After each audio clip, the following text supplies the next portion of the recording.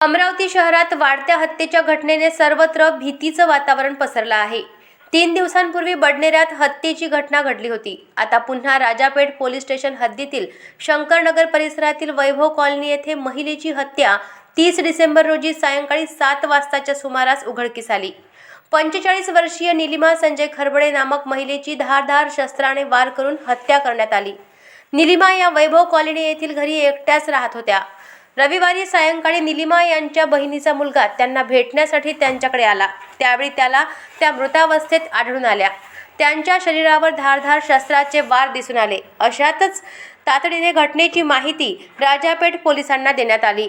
माहिती मिळताच राजापेठचे ठाणेदार पुनीत कुलटसह गुन्हे शाखा पोलिसांनी आपल्या पथकासह घटनास्थळ गाठून पंचनामा केला। पोलीस उपायुक्त गणेश शिंदे, श्याम घुगे यांनी सुद्धा घटनास्थळी धाव घेऊन पाहणी केली। यावेळी ठसे तज्ञांसह फॉरेन्सिकच्या चमूला सुद्धा पाचारण करण्यात आले। मृत निलिमा यांच्या शरीरावर धारदार शस्त्राचे वार दिसून आल्याने त्यांची हत्या करण्यात आल्याचं स्पष्ट झाले। मात्र मारेकरी व हत्येचे कारण अद्याप अज्ञात आहे।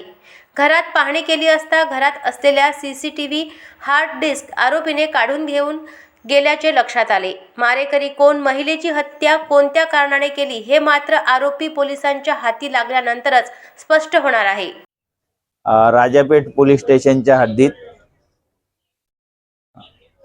वैभव कॉलनीमध्ये शंकरनगर या ठिकाणी निलिमा संजय खरबडे नावाच्या महिला राहत होत्या।